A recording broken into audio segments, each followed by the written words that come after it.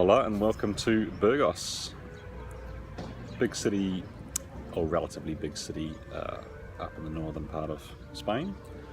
I'm on the Camino. You can see the famous Burgos Cathedral behind me. It's one of many we've seen on the cathedral out, to be honest, so you can have a look as I talk. We're at the 300k mark. In 4 days, or 3 or 4 days, we'll hit the halfway mark of the Camino, so quite exciting really. It doesn't feel too bad after 2 weeks, and everybody's kind of getting to the point where they're hitting their straps and able to walk quite big distances many days. So I've managed to catch up with Karina, Holly and Ben in Burgos. The girls were a day behind, Ben was a day in front. Really going well so far. I weighed myself this morning and I've lost 4 Ks. Stoked about that. I think if I can keep this up, I should be able to knock off 10 kilograms by the time we finish in Santiago in about 4 weeks' time. So it may be a bit too early to have any epiphanies at this point, but probably the takeaway I'm going to have is the slow travelling thing.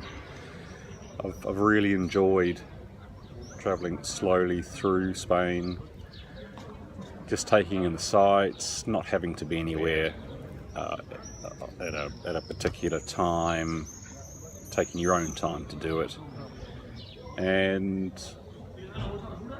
having a sort of very relaxed, laid-back holiday. I had dinner last night with Audrey from the US and John from the UK. She has just walked the Portuguese Camino. I'm not sure how far that is. I think it's probably like about 500 k's up to Santiago, and now she's walking the Camino Frances that we're doing backwards. She's taking the air off, and quite inspirational really, just slowly walking a few of the different routes and then going up to Russia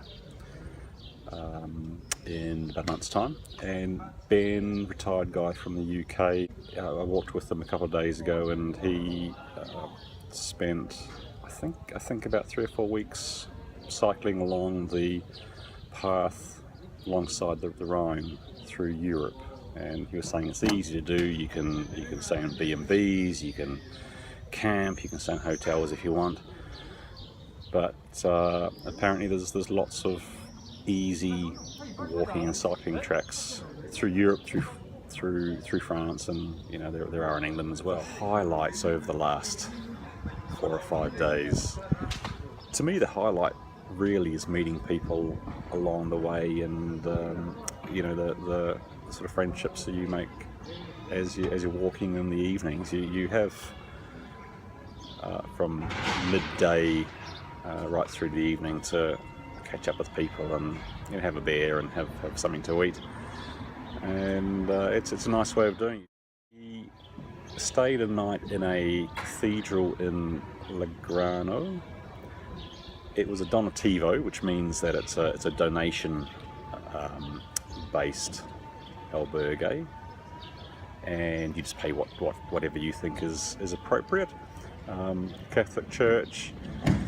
There was a communal dinner at night, again the donativo, so you just put a few euros into that, and they had a Catholic mass and did some prayers after the mass.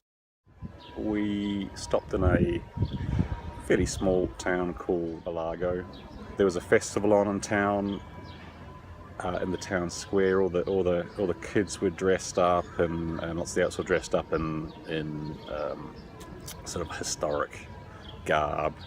There were tapas stalls and little mini bars set up in tents all around the square, and we ended up just spending the day having a few beers, eating tapas, and watching some reenactments. That's it for today. Talk to you in about 5 days' time. In the meantime, I'll leave you with part of a rendition of Hallelujah in Polish. Bye for now. I chociaż wszystko poszło źle, przed Panem pieśni stawię się. śpiewając tylko jedno.